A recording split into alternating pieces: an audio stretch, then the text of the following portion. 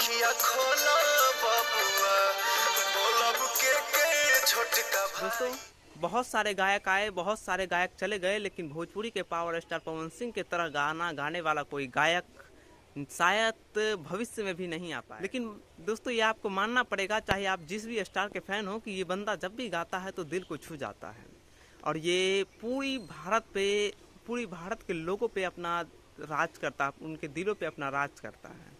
बस यही हमारे भोजपुरी के कलाकारों से सीखनी चाहिए, और पवन सिंह से ये सीखनी चाहिए कि किस तरह से। दोस्तों, आप सोचते होंगे इसमें कौन सी बड़ी बात है, गायक तो बहुत सारे हैं, बॉलीवुड में भी है, साउथ में भी है और भोजपुरी में भी है। भोजपुरी में टक्कर देने वाले खेसारी लाल यादव है, और साउथ में भी और बॉलीवुड में भी अच्छे अच्छे गायक हैं। नहीं दोस्तों, अगर हम बात करें तो गायक आप भी है, हम भी है, क्योंकि यहाँ आवाज़ों की तुलना की जा रही है, ना कि गायक की।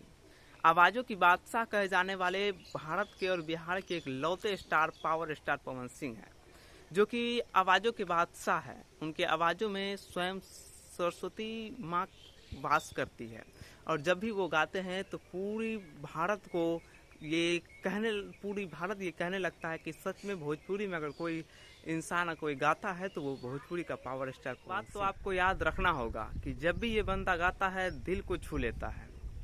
दोस्तों, अभी तक किसी भी इंडस्ट्री में कोई ऐसा कलाकार नहीं है जो कि राम भजन इस तरह से गाया हो और लोगों को इतना प्रेरित कर दिया हो। दोस्तों, आपके मन में ये भी सवाल उठता होगा कि बॉलीवुड में तो इतने अच्छे गायक हैं, आप फिर उनका नाम क्यों नहीं ले रहे हैं।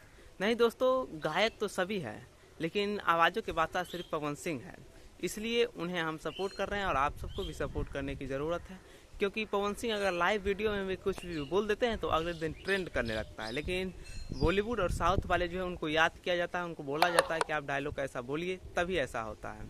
लेकिन वही पावर स्टार पवन सिंह की बात करें तो ये लाइव वीडियो में भी अगर कुछ बोल दे तो अगला दिन ट्रेंड करने लगता है, इसलिए उन्हें भोजपुरी का बादशाह कहा जाता है।